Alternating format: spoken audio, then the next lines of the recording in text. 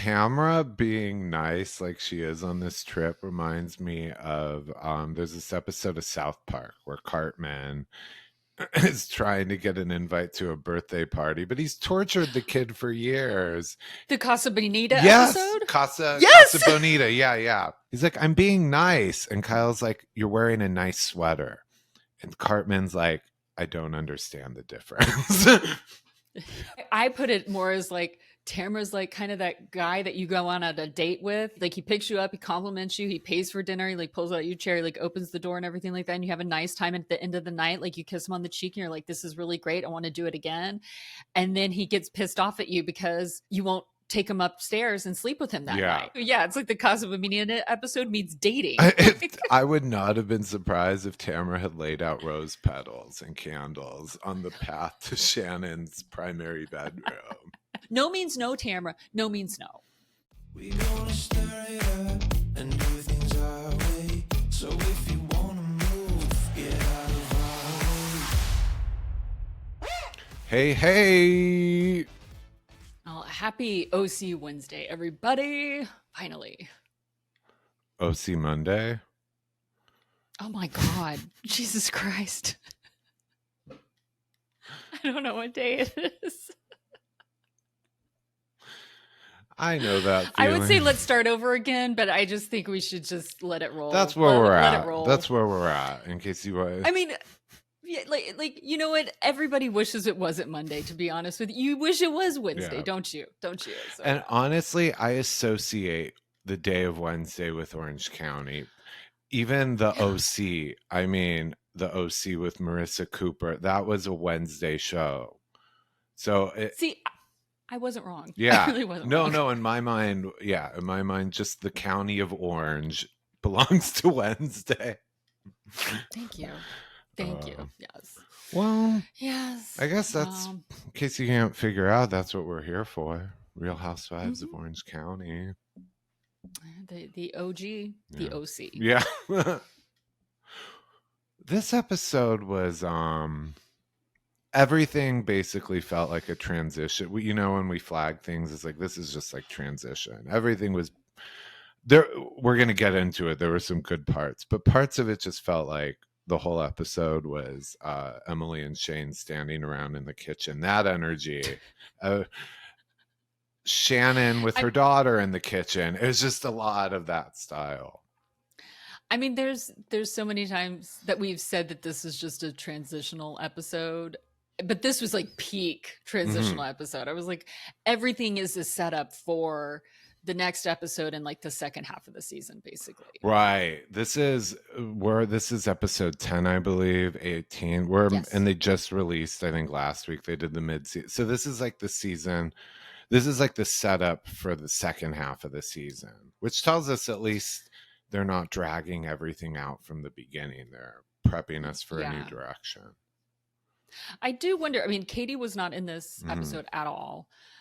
So I do wonder, are we going to see Katie again? Yeah. This season. So I hope we do, because I do still feel like there are things to be spoken about. You know, there are things, she still needs to be included, but we'll see. We shall see. Yeah.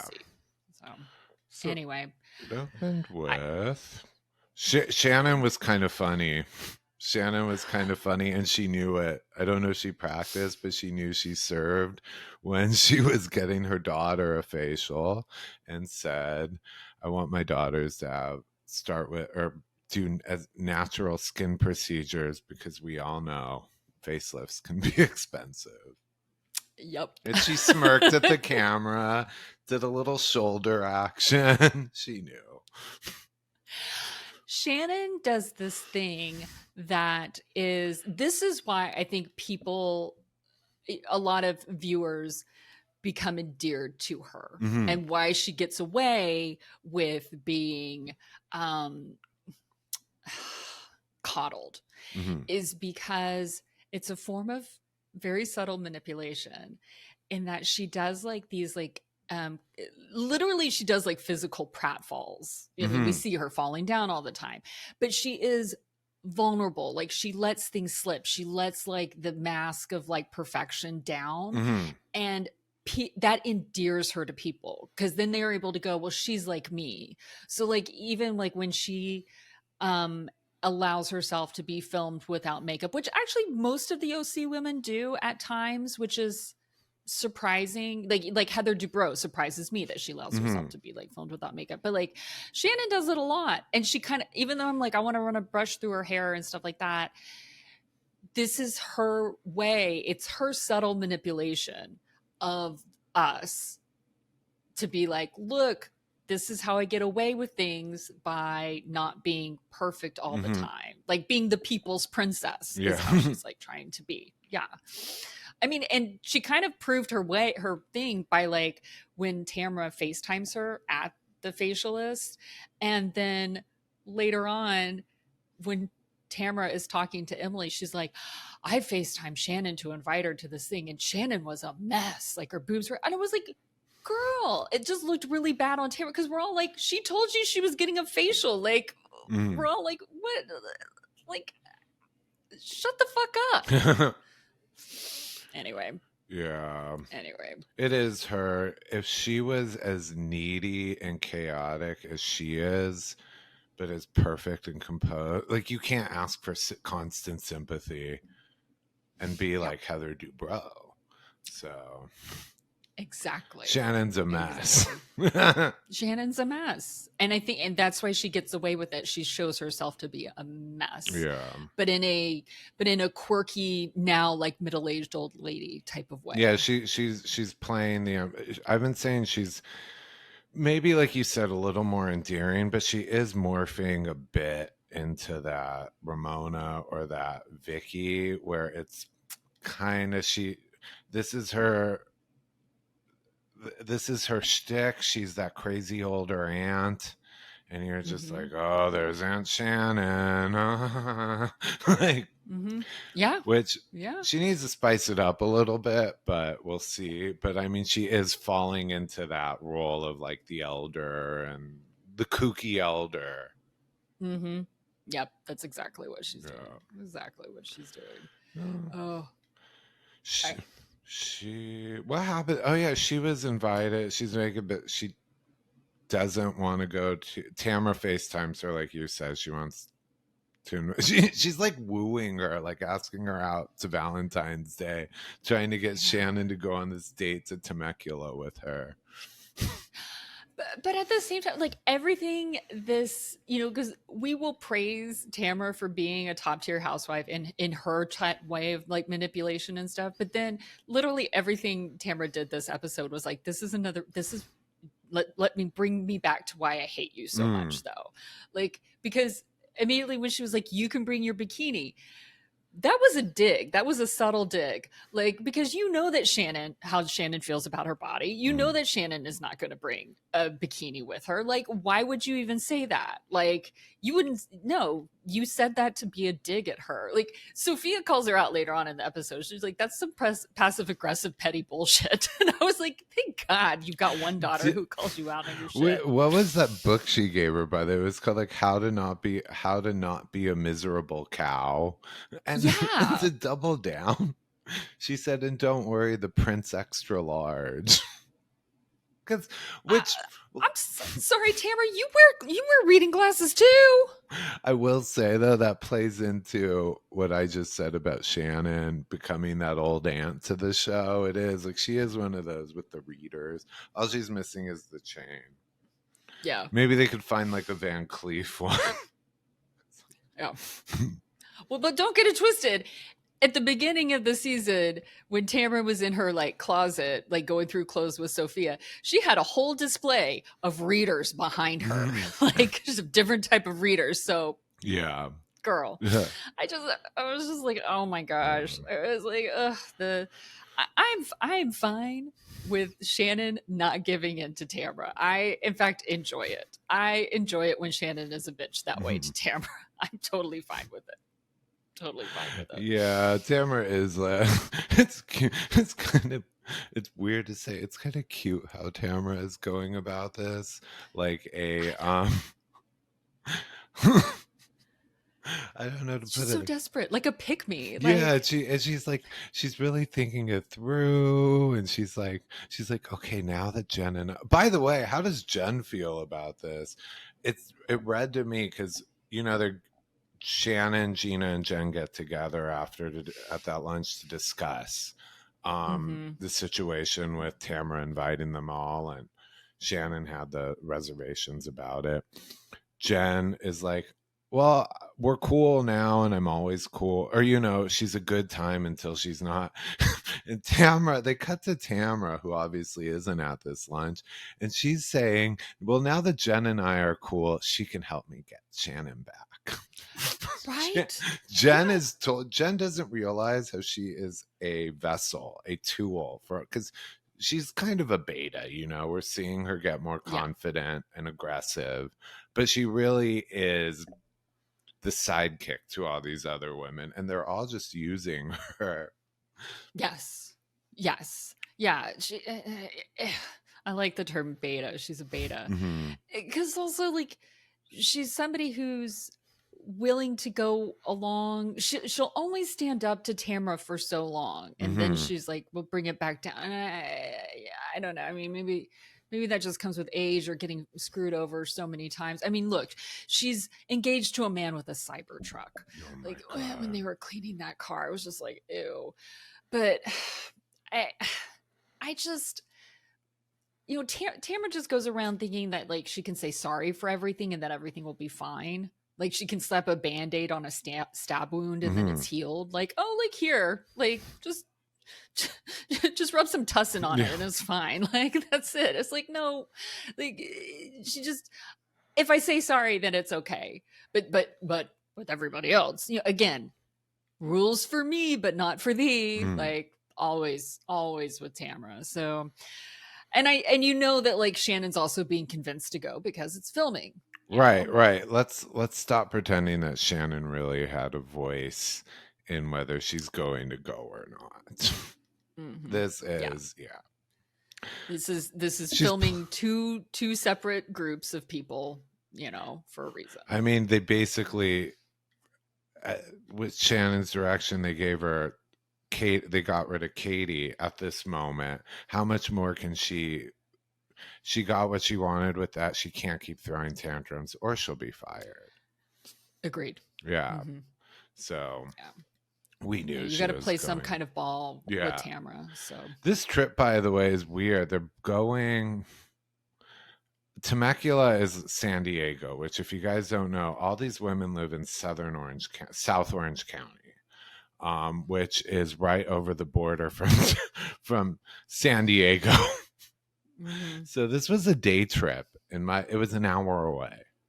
Yeah. Both of these trips, obviously, Heather, which we'll get into, is Beverly Hills is about an hour, a little more north. Temecula, which is like inland San Diego, wine country San Diego. It's about an hour. I'm going to use wine country in like very loose quotation marks. This is not Napa. This is not Sonoma. This is it's an attempt.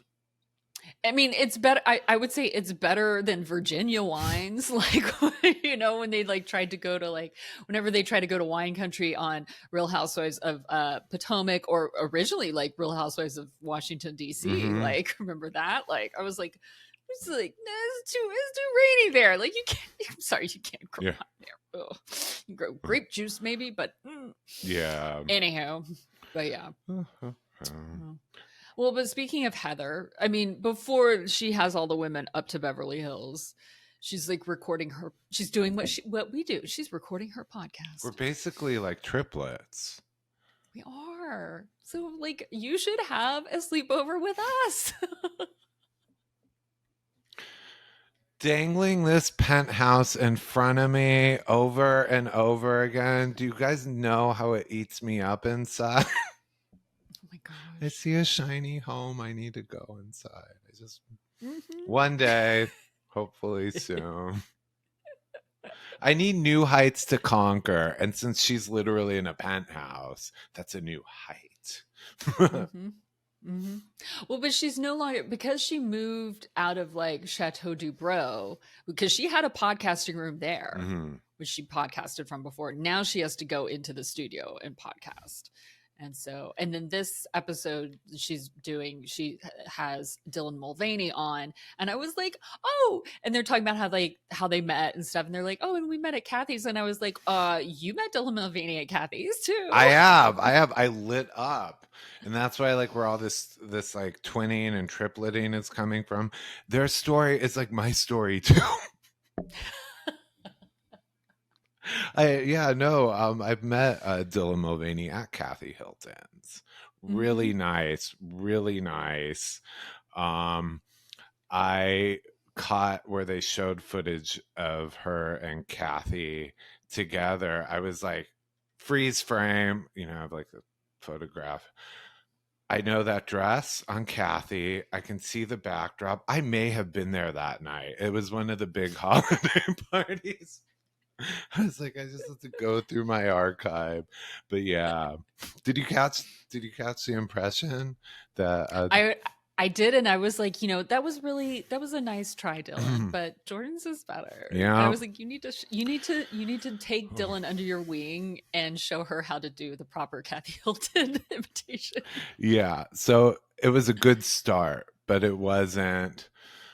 It needed a little more oomph, and it would really, because what Dylan said is that Kathy said was she couldn't believe that Dylan, what was that? And said, I can't believe what was she said, I could have sworn you were a cis woman. And then Dylan was like, well, she didn't say cis and stuff, but it's the delivery. It has to be like, Dylan, I could have sworn you were a cis woman. I can't believe it. Nikki Paris. Like you gotta have the like ups and the musicality that Kathy has in her voice. Yeah. Just need to lock the jaw a little. Don't worry, Dylan. Jordan has you. Just, email us or, whatever you need, or DM Jordan, or, DM us, and Jordan will teach you. Yeah. Jordan will teach you how to get that done. So yeah. Dylan. But anyway. No.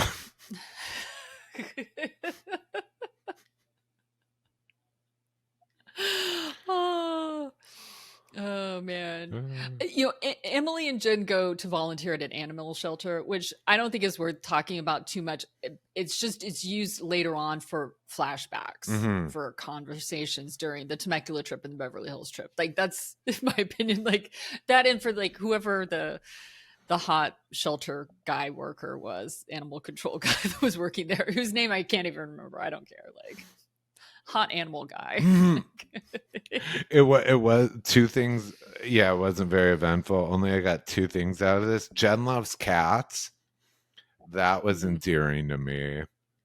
Because, yeah. Yes. You and I are both cat people. So yeah. I was like, I don't know. I like it. Some like, look, you don't see Vanderpump, it's 10 Jillian dogs. You don't see a cat. A lot of times it's one or the other. I was like, ooh, she was showing us tuxedo. Now you're going to see now you're getting a window into my like suggested posts, and like, it's all cat. I was like, ooh, tuxedo. You're getting an idea of also some of the pictures that Jordan sends me. Like, pictures of his cat. And the other thing that was funny though was when Emily in her confessional goes like, I'm going to be divorced by the end of this season. I guess she found the guy attractive, but I was also thinking, no, we also think you're going to be divorced, but not because you're cheating. Right, exactly. Yeah, not because you're cheating or bringing home too many pets. Like, absolutely not. I mean, they do talk a little bit about, I'm pretty sure it's there because I didn't take any notes. They do talk a little bit about what she's going on. And then she starts to talk about like a therapist. And I was like, well, thank God y'all are talking to a therapist or whatever, like dealing with. Anyway, I said what I needed to say last episode about how I felt. I don't repeat it. Yeah. So then they do the kind of like a packing montage / Emily calling I mean, sorry, Heather calling Emily and Gretchen to invite them to Jordan's dream sleepover at the Dubrows. Yeah. Heather let the pores into the penthouse. That's our charitable queen. Yeah. Being nice to the plebes. There we go. This is so funny how excited they were, like tourists. They were like, I described them like, especially when they're like going around Rodeo Drive. I was like, they're like country bumpkins here. They're so well, we're kind of getting ahead of ourselves because this is just like the packing montage of the invites and stuff like that. So like, let's hold off. Yeah. Like, because that's, you guys know I have, when I'm laser focused on one thing, it's all I think about. Yeah. Me trying to keep him like, I need to have like, I have a leash on him. Like, come back from Dubrow Town, come back. Yeah, and blame Dylan Mulvaney. This is the first episode of Orange County. Well, every episode of Orange County, I somehow happen to mention Kathy or Beverly Hills. This episode's not my fault. I'm working on I'm like Tamra. I'm a work in progress. But it's Dylan's fault this time. That's right. Blame Dylan Mulvaney for all your problems. Well, this is where Sophia calls out. This is when the book gets brought up. Tamara brings out that book, that terrible book. And and Sophia calls out Tamara for being a passive-aggressive shady bitch. I'm adding the shady bitch part with that book. And she says, it's just diss after diss. You can't help but be petty. And it was like, if she would just only listen to what her daughter said. Yeah. Like, actually both of her daughters, like, listen to her daughters. But then, and I can't believe I actually wrote this down, but Gina is talking with Travis about Tamara and Shannon and like about how fragile their friendship is and how she can see Tamara's hypocrisy and like coming really hard for Shannon's drinking last year. But then this year, encouraging like drinking for bonding purposes. And that she's like, afraid, worried about like, that Shannon's slipping into her drinking. Yeah. We both have talked to is like true. That was a twofer. Because on one, yeah, absolutely. She was hard on her last year, although I don't think Shannon deserved a pass. So Tamara was kind of the only one willing to go there. So I think she took everyone's opinion. It was like concentrated. You know what I mean? She was speaking for like 8 people or 6 people, but she was absolutely and so concerned and just like, you need to stop drinking. I'm worried about your life. You're gonna die. And then this year it's like, come have a shot with me. Yeah, exactly. The more telling part for that to me though was what Gina said, which is, and I think that's going to play into the second half of the season. She says, and I'm worried about Shannon again. She's creeping back. Yeah. Which I think is true. Yeah, I mean, it's now that I'm thinking because Shannon obviously won the war last season. She won the battle, the sympathy, the fan favorite kind of thing, which, they build you up to tear you down. I think she thought people aren't paying attention to her drinking anymore. That's an old topic, but it's yeah. Yeah. I mean, look, Shannon packed all of her pans to like cook a breakfast for one morning. I was like, what are you doing? There was like loose pasta in there. Yeah. I was like, what? Like, I'm sorry, Temecula, you can get groceries delivered. I think. Like, come on. Like, what are you talking about? Or y'all could have stopped on the way. I do love a girls like road trip. I was kind of like with both of the car rides, to their respective places. I was like, I do love a road trip, especially like that's kind of fun. Like I miss like playing games in the car, like talking, like stopping it in and out, on your way to Vegas and everything like that. But this is what I wrote because I talked earlier about how Shannon manipulates being vulnerable and clumsy to like disarm people, and Shannon does it as like physical with physical pratfalls and stuff like that. But actually, I'm going to bring up Kathy now.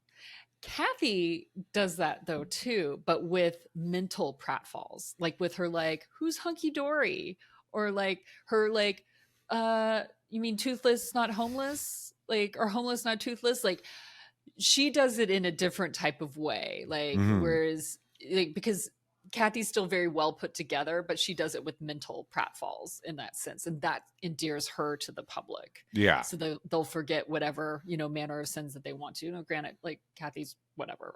I like Kathy. But I was like, oh, that's kind of like the difference between the two of them. And I feel like sometimes Tamra could take a note out of their books to like soften herself at times, but she won't, because Tamra is who she is, And there's part of me that never wants her to change in that way, as much as I just Tamra being nice like she is on this trip reminds me of there's this episode of South Park where Cartman is trying to get an invite to a birthday party, but he's tortured the kid for years. The Casa Bonita episode? Casa Bonita. Yeah. With the nice sweater. He's like, come on, Kyle. I'm wearing a nice sweater. And Kyle's like, you're not. No. Strike that. He's like, I'm being nice. And Kyle's like, you're wearing a nice sweater. And Cartman's like, I don't understand the difference. It's like, I'm acting. Yeah. Yep. I mean, I put it more as like, Tamra's like kind of that guy that you go on a date with, like, for the first time, and like, sure, like, he picks you up, he compliments you, he pays for dinner, he like pulls out your chair, he like opens the door and everything like that, and you have a nice time. At the end of the night, like, you kiss him on the cheek and you're like, this is really great, I want to do it again. And then he gets pissed off at you because you won't take him upstairs and sleep with him that night. And he's like, why? He was like, I did all these things for you. And you're like, excuse me, like, we're building a relationship here. You can't just have one nice night with me and expect like to get everything, like to immediately gain all my trust back. And that's how, like, so yeah, it's like the Casa Bonita episode meets dating. I would not have been surprised if Tamara had laid out rose petals and candles on the path to Shannon's primary bedroom. Well, because it feels so forced. It feels so calculated. And Shannon just can see, everybody can see through it. That's the thing. Even Gina's like cringing. She's like, I can't believe it. She's like, you're failing at every moment. It's like, oh my gosh. Yeah. Oh. Tamra did get her limousine of motorcycle sidecars. I was like, oh god, that was very Tamra. Yeah.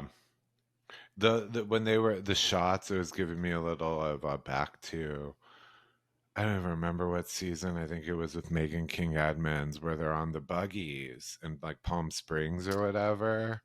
And that's when it rolls, and then it's Vicky hospitalized. Do you remember that? It was a big season. Glampus. Yeah, Glampus. Glamis. Yeah. Glamis. And I would say glamping, but no, that's Glamis. It's just when they had those shots of them looking, it's like a bumpy ride, and you see them scream. I'm like, oh, is one of these going to turn over? I know. That's how Tamra arrived on the show, remember? Or back on the show. Was it by motorcycle? I mean, motorcycle was the origin of her fight with Gretchen, too. That's true. That's true. Because also Jeff, at the end of like the first season that Gretchen was on, gave her like that hot pink Harley or whatever. Yeah. I wonder where that is. Gretchen. Sold off, but not to pay Slade's child support. No. Yeah, it's something that I don't know if we've ever really said, but Emily called it when they show her and Gretchen in the car on the way up to Beverly Hills. And actually, like, they're kind of recounting this to Heather when they're up there, that they were talking about how Tamara is not really a girl's girl. How she really, everything is pandering to men and to get guys. And I was like, well, Gretchen's not really a girl's girl either. Like, let's get it real here. But with that but it kind of comes around to that photo, the fatty photo. Like, everybody's calling it the fatty photo, so it's coming around to that fatty photo. And it was like, it really, like, that's right. Like, we all pretty much believe that she's jealous that she got Ryan, that Jen got Ryan. You know what I mean? That she maybe Tamara didn't want to sleep with Ryan, but she wanted to be wanted by Ryan. Yeah. I don't think it was about leaving Eddie for Ryan. I think it was just like wanting to be invited to the party even if you don't want to go. She wanted, yeah. Yeah. Yeah. When they're at Heather's and they're like sitting there having their champagne and sitting on the couch and they're like, "Is that a bird?" And they're like, "Or is it too high up?" And I was like, "Girl, Gretchen, you proposed to Slade on top of one of the tallest buildings in Los Angeles, downtown LA." I was like, "Oh God, good God." I liked how Heather ended that one. We're like, "Is that a bird?" And Heather goes, "It's too high up here." Birds can't, this is what I you guys are lucky I remember anything but Heather in the Penthouse this episode. But, this is your time to talk about it. Let's talk about Beverly Hills. Let's talk about the Penthouse. Let's talk about the paparazzi. It's like 30 something floors up, so I mean it is like flying above the birds. But she had to say that. It'd be like that's like Beverly Hillbillies would be like, is that a cement pond? Like, there's like it's our second swimming pool. I want to know who came up with the title sleepover consultant for that person who helped her set up.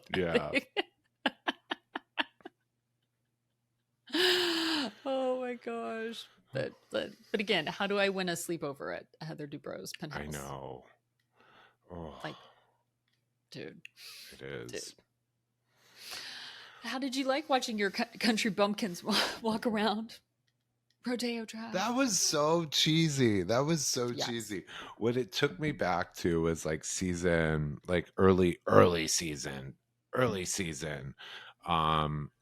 Orange County, where like their big cast trip would be like a limo ride to Beverly Hills, and they would all stress out and gag over like a $300 pair of heels. They'd load up their Coach bags and their LV totes. It's just like, it was a different time in Housewives, where now, my God, if you're not carrying a 15 would be an entry Birkin. You know what I mean? Now we expect so much more. And well, it's also like you have all the same shops at South Coast Plaza and Fashion Island. Like, you know what I mean? I was like, it's really just more that you're on Rodeo Drive. Yeah. I was like, are you having your pretty woman fantasy here? Like, what is going on? Yeah.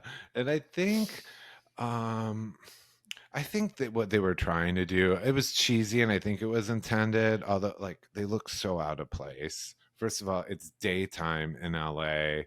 And even Heather is wearing a black cocktail dress, black leggings. They're all in like, no one would mistake Gretchen from being in LA from LA with her pageant hair, her pageant makeup. They look like tourists basically here. Well, and the thing is too, is that you go to Rodeo Drive and it's basically full of tourists, is what it is. Yeah. Like that whole area, like on Rodeo Drive, it is full of tourists. You go to like Cannon and what's the other one on the other side? Beverly? There's still tourists.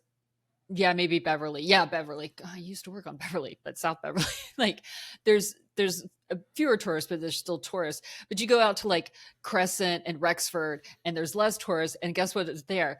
Doctor's offices, like my dentist office, plastic surgeons, like stuff like that. It's that area is very interesting because it's very high end, but there's lots of like doctors and dentists and stuff like that, which is very, very interesting. So it's like a weird mix, but there's like tons of tourists. Also, to be honest with you, you don't really want to go there right now because there's really heavy construction there for the Purple Line, the Metro line that's happening right there in the middle, like Beverly, Rodeo, Rexford, Cannon, Crescent. It's so the traffic is gnarly in that area right now.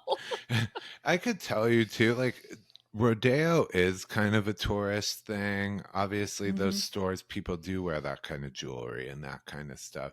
But you're not going to often see someone like, say, Kathy or whatever, really, it's not Pretty Woman going down the street with the bags. It's not. No. Honestly, if you're super important, they come to you. I know. I've been with clients who have like Chanel status, and they'll send it over to your house, dropped off, everything. Like, so it was a stunt. It was a stunt. Well, like case in point, you know, at the beginning of the episode, Heather's opening up boxes from Fendi. Like they were just sent to her. Like, there you go. Yeah. And you and I have talked about this offline, and about how, you know, celebrity culture has really changed a lot, and especially in Los Angeles, but like you don't see celebrities out like you used to. Mhm. And like these certain places, because partially tourism, but a lot of it is the culture of like of cell phone cameras, of being captured, all these different places, and then the exclusivity factor of like, people don't, when everything can come to you, why do you need to go out? Mhm. So they don't go to gyms like they used to, because they now have a private gym. You know what I mean? In their own home. So their personal trainers come to them, as opposed to them going to the personal training gym that they used to go to. They don't, why are they going to go out to dinner someplace, you know, public, when they can go to a private club where there's no cameras allowed? Yeah. Like, you know, like the, was it San Vicente Bungalows? Mhm. Is that what they're called? Yeah. Like where they're like, those are the type of things. Like, so when people go to like Craig's, that's because they want to be photographed. Right. Not because the food is good. Right. Like that's the thing. So like, it's very different now going out in Los Angeles. Like, you can't party with Britney Spears anymore. You're not going to be partying at clubs with people anymore, with celebrities anymore, because they don't want their foibles to be shown on camera like that easily on TMZ and stuff like that. And it kind of sucks. It's kind of sad. Yeah, it's no longer my heyday, the like era of Perez Hilton and Paris Hilton, where, you know, I would see where these people go to clubs, and I would go too. Like, it's not happening so much. The nightlife is not very exciting anymore. And young people just don't go out very much anymore either.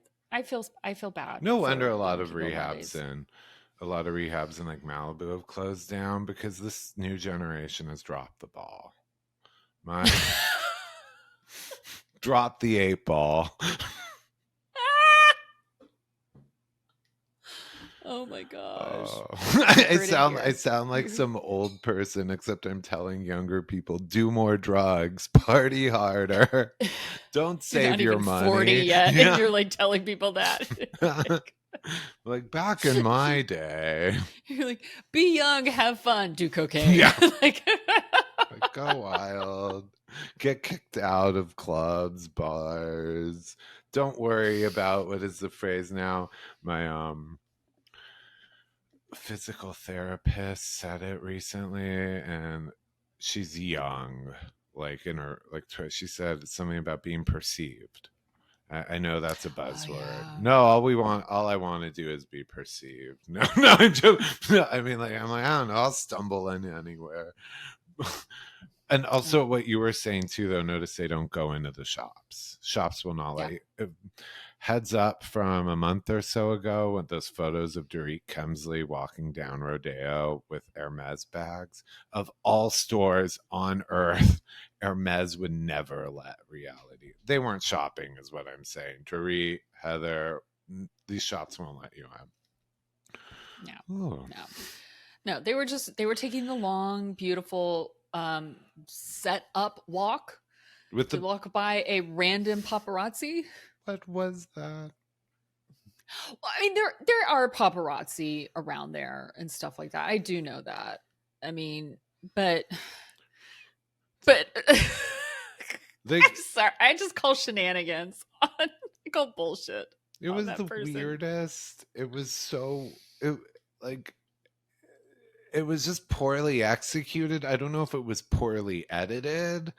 Like in the after show, in the after show, Gretchen and Emily make it sound like it was an accident, like it was coincidental, and Heather got so excited she called cameras over and had her sign the release.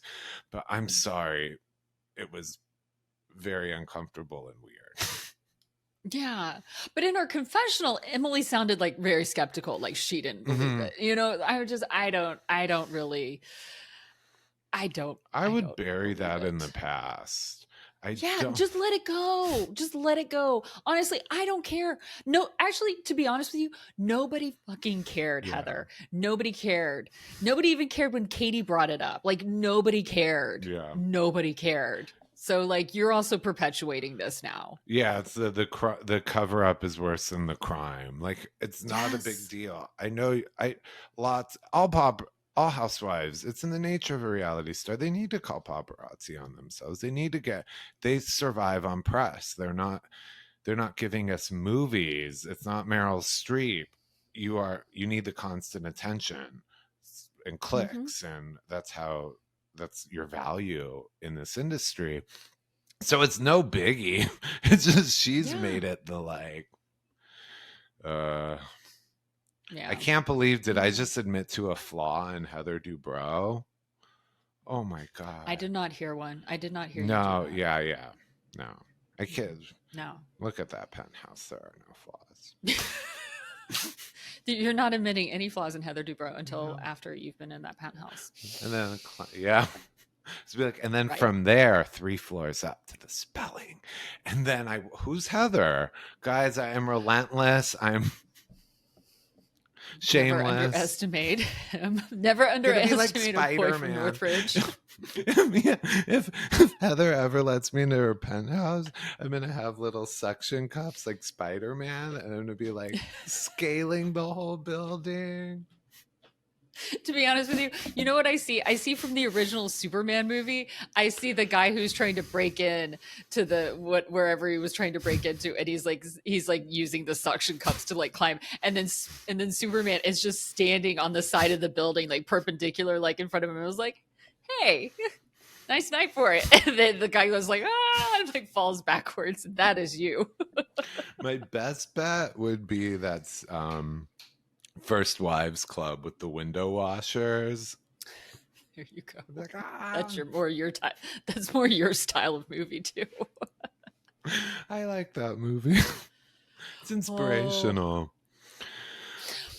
Well, okay, let's go to like the dueling sit downs, because we've got Heather and Emily and Gretchen at dinner at Crustacean, which is very yummy. It's actually like, if you can afford to go there, it is like very good food. And then we have the other women, the Temecula ladies, at wine tasting. And at the wine tasting, this is when like Tamra starts yelling, "Do you like me again, Shannon?" And it's just so cringe. It's so cringe. Yeah. And this is when I go, no means no, Tamra. No means no. Like, come on, like stop pushing it. Stop pushing it so hard. Stop pushing it. Do you think at this point she was aware of how like cringe it was, or do you, because it was so like, and like, was she leaning into it? Because it was like so like, let's hold hands, Shannon. I can't even tell. I almost feel like she's like, she might be Cartman-esque. I want to say. That's what I like. I almost feel like she's just so trying to push, like she is so thinking, I'm on my healing journey. I'm doing my work. Why can't you see that? Like, you need to come to me. Like it's this slapping a Band-Aid on things. Mm-hmm. Like, if I think that I'm doing something nice, then you should be able to see it right away. Like this inability of hers always to ever see how somebody else is feeling or to step in somebody else's shoes. Mm-hmm. Even if that person is an asshole too, like she still has like complete inability to do that. Yeah. And I feel like that's what that is. I feel like it is truly Tamra being Tamra. Like that's how she is. Something Heather says at dinner, which then Shannon kind of repeats, is that Heather's been taking classes at Groundlings and like basically trying to re-up, which I think you and I talked about last year, that she might be trying to get back into her acting game by living back in Beverly Hills, like living back in LA. And when Shannon talks about the comedy classes, both like Tamra and Gina are like, actually all the other women are like very surprised. When Tamra's like surprised, I was like, but Tamra, I thought you guys were such good friends. Looks like you're not. But they're all like surprised. And I was like, I'm sorry. Without me even having to look at IMDb, I was like, Heather was in sitcoms and comedies before. I was like, I knew who Heather Dubrow was when Heather was Heather Page Kent. Like when she came to this show, I was like, oh no, she was been on television. She was in comedies and stuff. Like, and then they're all going like, but Terry's the funny one. No, Terry tells dad jokes. You guys don't know how comedy actually works, and there's different layers to comedy, and you can be a different type of comedian. Like telling a dad joke is not. I just was like, I'm done with you. Yeah, like, Terry's a hack. Terry is not. Terry literally he cuts people open. Like, let's stop it. Yeah, no, he is not meant for acting. No. So I will give Heather her flowers on that. Like Heather can act, you know? Like, come on, please stop it. It's just hard to make it in this town. It's hard to actually make it. So, like, anyway. What? Well, but this is where though at the crustacean dinner, Emily brings up what her and Jen have been talking about at the animal shelter about how this is very interesting because Emily says to Heather that she was like, I was talking with Jen, and Jen was saying that she thinks that you pacify Tamra. And the interesting thing is that Heather doesn't go, I don't do that, or start to defend herself. She comes back at Emily with a question. She goes, what was your response to that? And I just thought that was so Bobby Fischer, like such a good chess move, because it put Emily on the back foot, because Emily thought that she was going to get was putting kind of not putting the screws to Heather, but kind of getting Heather. Also, where I think Heather, I clocked that moment too, because I was like, Heather is on to Emily. And what Emily likes to do, she's a meddler. She too is not a top tier housewife. She kind of goes between the other women and tries to stir things up and latch onto their stories. And she said, what did she say? How did you respond to that? Emily likes to be part of a really nasty conversation, then run to the person and only give half the story. Yep. Heather knows that Emily would have laughed and joined and said all that stuff with them, and then come to Heather and be like, oh my God, they were talking about you. So, yeah. And you could see how nervous Emily was. She was like, I don't remember what. Yeah. She's like, I don't really remember, but I think I agreed. And then Heather, but at the same time, Heather's answer, I also kind of call bullshit on half of it. Because she's like, I don't think I pacify her at all. And I go, and then in her confessional, like she's talking, I go, well, you kind of do. You kind of do like pacify her. Yet you are one of the few, I agree though, you are one of the few people who will call her out on her shit. Because I do think that in some ways you intimidate her. So you and Tamara kind of have a detente going on of like game recognizing game in that sense of like, you will only push Tamara in certain places and she only pushes you in certain places. You guys, it's almost like maybe in a said or unsaid agreement to only come into each other with certain things, and then other stuff like you back off. So I feel like there's that of like, but also Heather doesn't come at people the way that a lot of these other housewives do, which is like so directly. Heather kind of comes at it around the side. And I wonder with the pacifying, my thinking is too that Heather may not think Tamara is worth the hassle. Because I agree. Yeah, I really think she's just not as bothered by it, because like you were saying, the other women come at each other differently, but the other women, this is truly their livelihood. Truly, they are fun. as this episode kind of shows us the extent of Heather's life, and it's a big, all this stuff and all these things, she's not willing to sacrifice her reputation or give herself a migraine getting in the mud with Tamara. So I think by pacifying, it's kind of like, I don't really care. I hadn't thought about it that way, but yeah, like this paycheck doesn't, help pay her mortgage necessarily. It doesn't keep food on her table like it does for like most of the other women.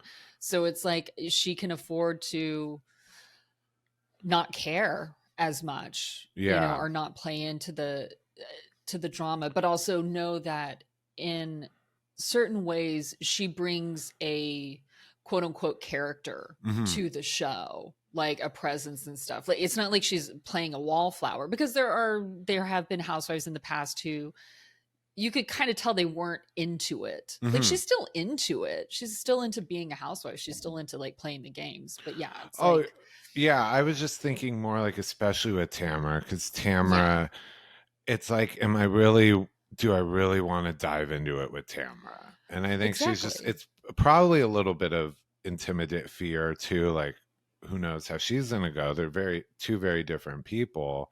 Where how low will Tamara go? But it's also like, it's not worth my time. That's how I think it's not worth Heather's time to fight with Tamara. Yeah. And so she's able to just kind of gloss over things and change the subject, because this show isn't the center of her life. It's not her career the way it is for the others, and they have to dig in. That's my theory. Yeah. Plus also, like, I mean, she's been around so long with Tamra. She also just knows this goes in cycles with Tamra too. It's like, this is a cycle. Like, here we go. So might as well.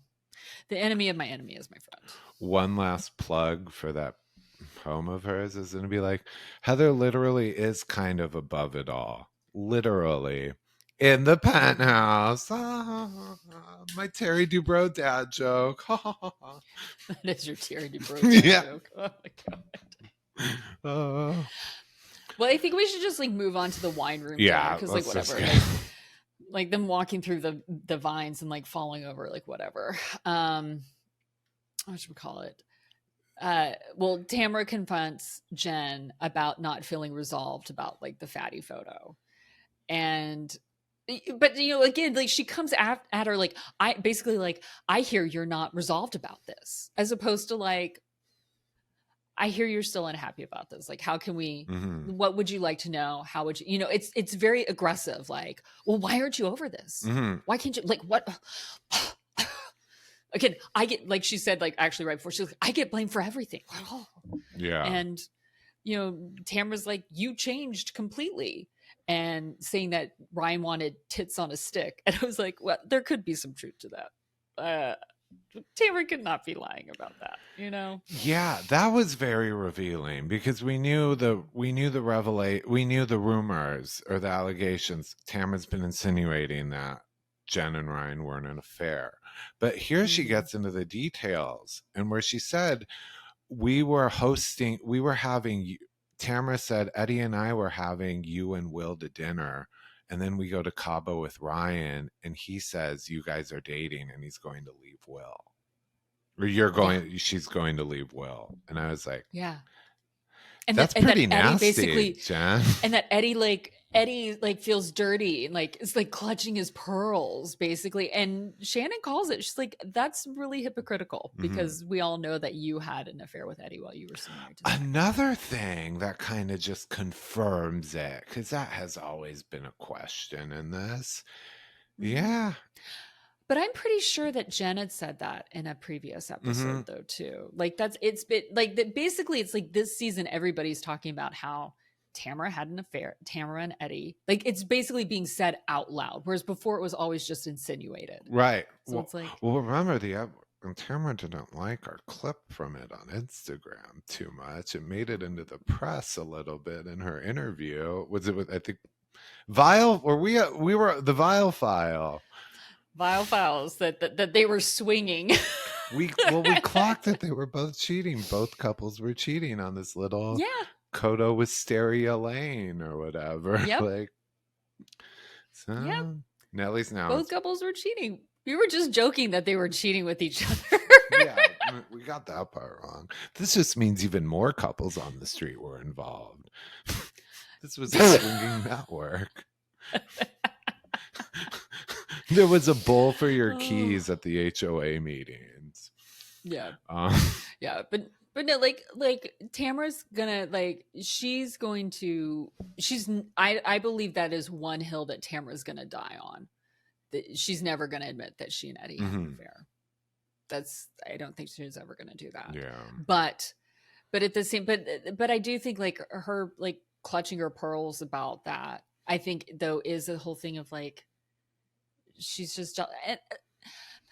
But I also do think that two things can be true. I think she can be like jealous that Ryan picked her and also be like, you also changed for a man, you know, and be kind of like, who have you become? And Jen can also be like, I was unhappy in my marriage and I was also raising children. I didn't have time for myself. And then I'm more of myself now. And yet she could also kind of be morphing into what Ryan wants. Yeah. Like they all can be, it can be a very like, it could be like a 3-circle Venn diagram in a sense of all these different things meeting in the middle of like who Jen is now today. Yeah. So I don't think that they just want to each pick one thing. And I think it's a combination of them all. Yeah. So the thing with the affair with Will, like I was just saying, I think what it does for me listening to it is build this. I don't think Jen is fake. Like remember last season, she was Bambi. It was just a bit much. And I think what we're leading to is, as we see, Jen isn't that innocent. I didn't know necessarily. No. Yeah, that's what I mean. And maybe Tamra, the way Tamra said, you suddenly over the past few years morphed into a lot like me or something. I wonder if she's talking about grooming herself for Housewives or she's just talking about real life. I think both. I mean, I do think that she feels that she was grooming herself for Housewives 1,000%, which can completely be true. Because also, this is the thing too, and here's a little behind the scenes when it comes to like casting Housewives shows, is that Jen could have been interviewed several years before or could have been put forward. And the feedback could have been, she's not glamorous enough. She doesn't have a big enough house. They don't have enough money. They don't have this or that.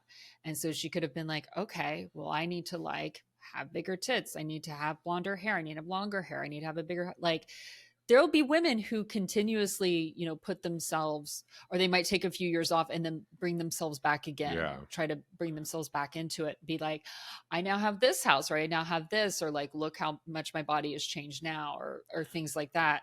So she could have, for sure. Yeah. Because also it is very hard to cast housewife shows. Like it's very hard to find the women who are right, who will be willing to do this, because obviously like what we do here, we're going to nitpick whatever you're putting on television. Like you really are putting everything out there, and you think it's hidden, it'll end up coming out. Like, don't go on reality television if you don't want your skeletons to come through. Yeah. So that's what we're watching like Jen cope with in real time. Like look, if you and Ryan like had an affair, that you just might as well come out and say it now. Like that's my opinion. Just go ahead and say it. Who cares? But anyway, but it is interesting though, the way that like Tamara still stays so defensive, and then Shannon basically starts yelling at her about being like, you know, like, hey, you need to take accountability for this. You know, that how you hurt people, how you go so low when you're mad. But and she kind of uses a similar thing that when I say rules for me but not for thee, like, oh, it's okay if you go low, but if anybody else goes low, oh, it's wrong. It's wrong. She's like, oh no, but you do it behind people's back.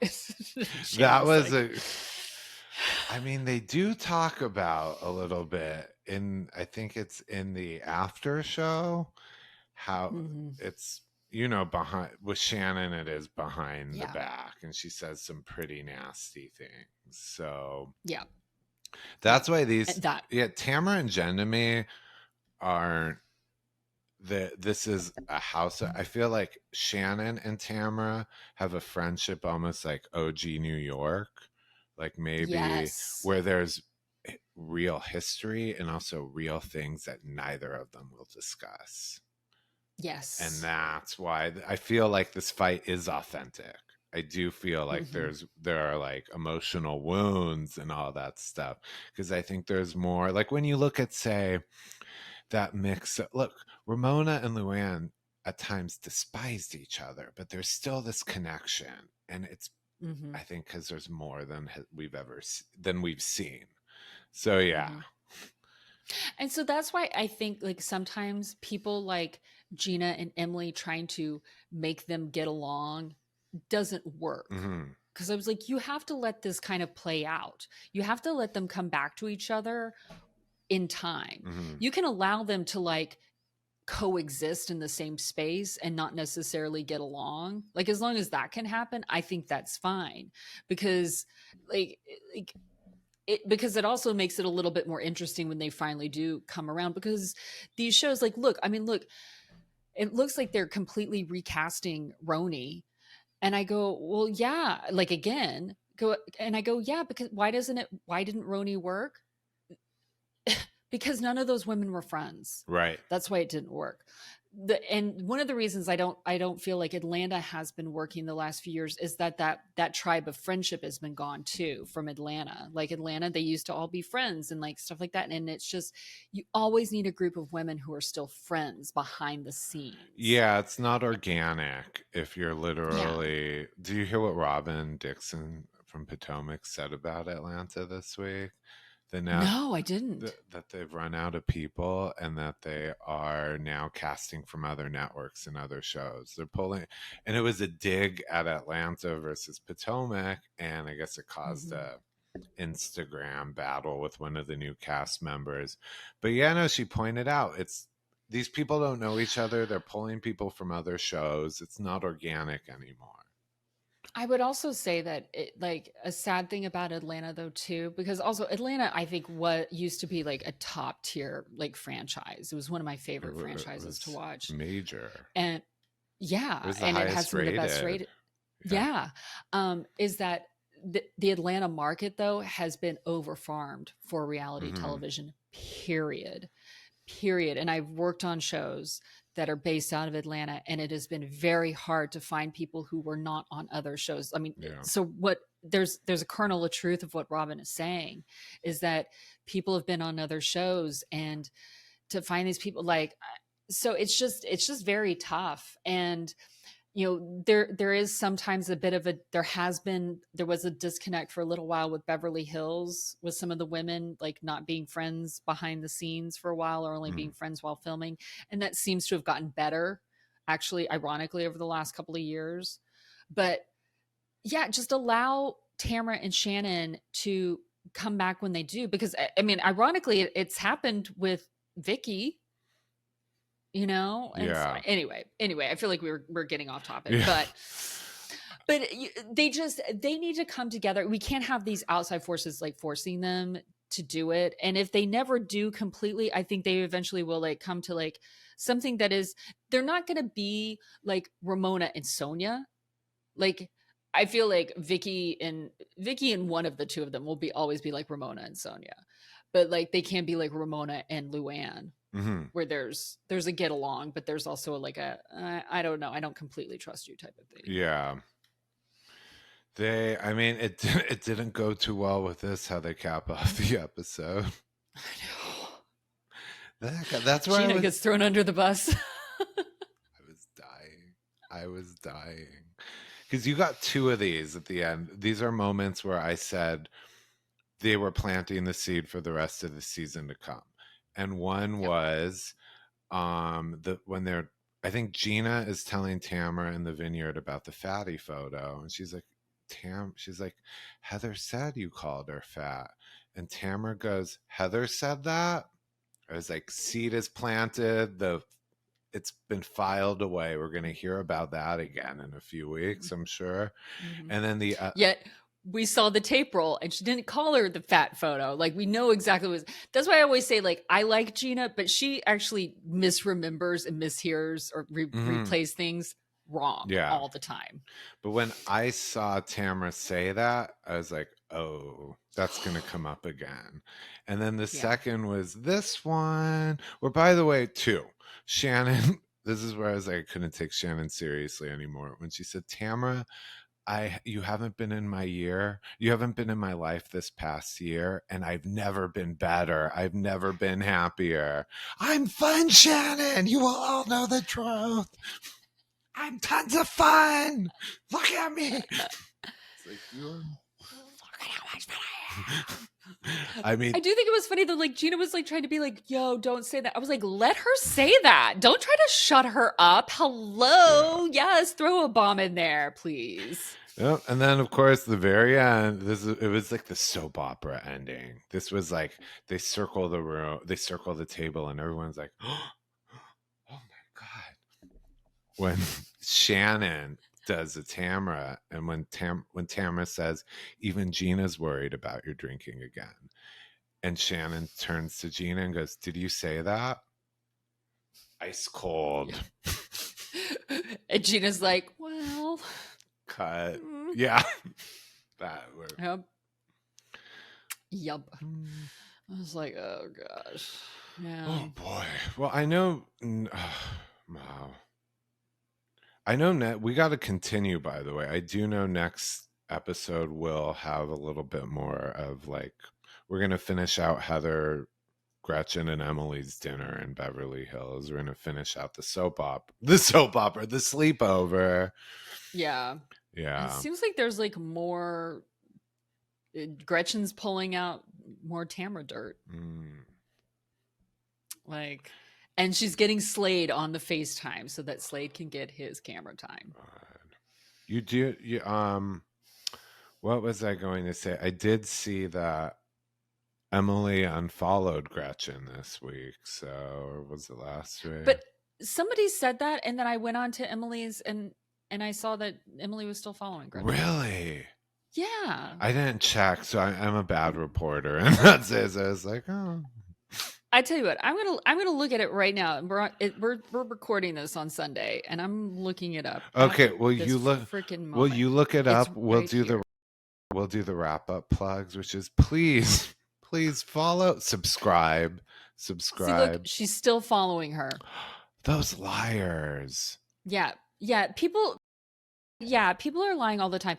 In fact, somebody had said that the other day or a couple of weeks ago, or maybe I just was curious. And so I went through pretty much everybody's following everybody. I hate There's just that. a few that like it's the ones that you expect that don't follow each other are not following each other. But like, yeah, no, they're following each other. Like, so no. Well, speaking of following, make sure to follow us and subscribe. We're everywhere: Instagram, Twitter, TikTok, Blue Sky, OnlyFans. Hit that like button. Yeah. Hit that hype button. Hype us up. But the hype button only comes up if you're on your mobile phone or your tablet on YouTube. So yeah, so do that there. So yeah. But yeah. On that note, adios.